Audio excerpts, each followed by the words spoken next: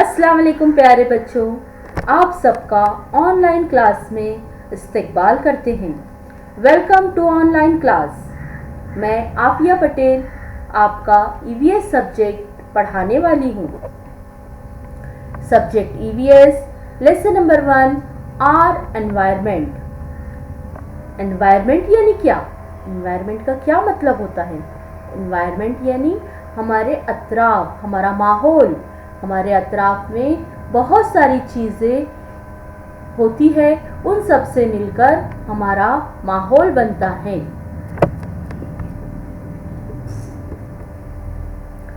Look at these pictures. In this picture, what things are there?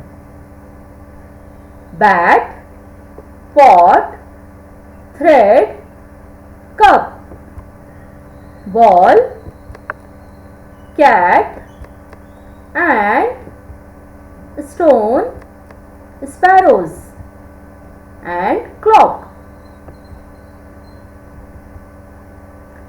Look at this picture. This is our home.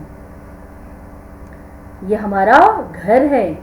घर में हमें बहुत सारी चीज़ें दिखाई देती है, जैसा कि सोफ़ा रखा हुआ है, किताबें रखी हुई है, टेबल है और बहुत सारी चीज़ें हम अतराफ में देखेंगे तो बहुत सारी चीज़ें हमें दिखाई देती है।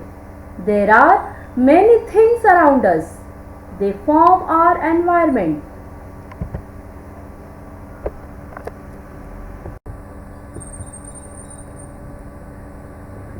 Look at this picture. Now let us look at the stone and sparrow in our surrounding and compare them. ये दो तस्वीरें आपको दिखाई दे रही है। एक है पत्थर रखा हुआ है और दूसरा है चिड़िया, स्पैरोज। स्टोन एंड स्पैरोज में हमको क्या करना है? कंपेयर करना है। दोनों के अंदर हमको फ़र्क देखना है, दोनों में फ़र्क क्या है।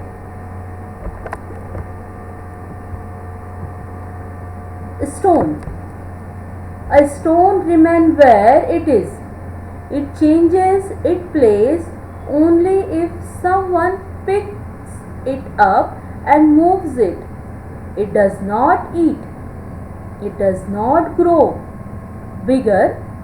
It does not have babies either. ये पत्थर है। पत्थर वहीं पर रहेगा जब तक हम पत्थर को हटाएं नहीं। कोई नहीं हटाएगा या हम नहीं हटाएंगे जब तक ये पत्थर अपनी जगह नहीं बदलता।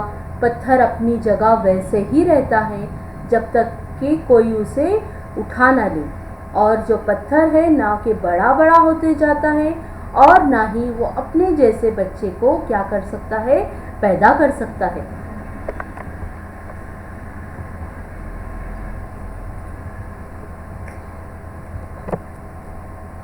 It's not the same with sparrow. Sparrow can move here and there on their own. They eat grains and insects. That's why they grow. They build nest. They lay eggs in nest. Little sparrow hatches from the egg. Sparrow take care of their young ones. Sparrows क्या करती है? यहाँ से वहाँ जाती है, उड़ती है, वो अनाज खाती है और अपना घर बनाती है। घर में अपने अंडे देती है, अंडे से बच्चे निकलते हैं और इस तरह से वो अपने बच्चों की बहुत बहुत केयर करती हैं, देखभाल करती हैं।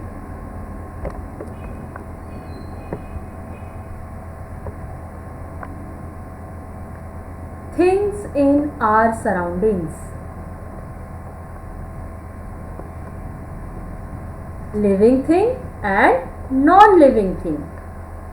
Living thing also divided into two parts: animals and plants. Things in our surroundings. इसका मतलब है कि हमारे अतराफ में जो जो चीज़ें नज़र आती है उनको दो चीज़ों में बांटा गया है, दो चीज़ों में तकसीम किया गया है। एक है लिविंग और दूसरा है नॉन लिविंग। लिविंग यानी जानदार, जिन चीज़ों में जान होती है उन्हें हम लिविंग थिंग कहते हैं, और जिन चीज़ों में जान नहीं होती उसे हम नॉन लिविंग थिंग कहते हैं।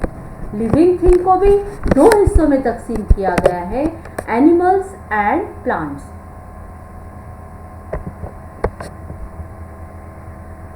लिविंग थिंग्स के बारे में अब हम देखेंगे।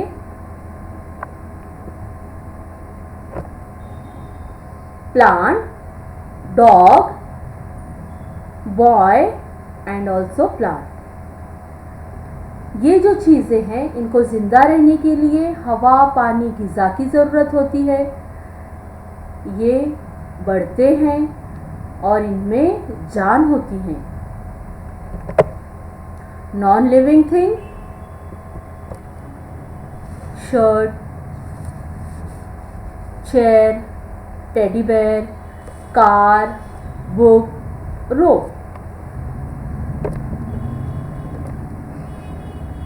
ये पूरी जो ये पिक्चर्स आप लोगों को जो नज़र आ रहे हैं ये हैं लिविंग थिंग के। अब देखिए आप पहली तस्वीर में ये बच्चा दूध पी रहा है, यानी ज़िंदा रहने के लिए हमें ग़िज़ा की ज़रूरत होती है, हवा, पानी और ग़िज़ा की ज़रूरत होती है। बच्ची सांस ले रही है, ज़िंदा रहने के लिए हमें हवा की ज़रूरत होती है। बच्चे आहिस्ता आहिस्ता छोटे से बड़े होते जाते हैं और अपने जैसे बच्चों को क्या करते हैं, ये जानदार अपने जैसे लिविंग थिंग अपने जैसे बच्चों को क्या करते हैं, पैदा करते हैं।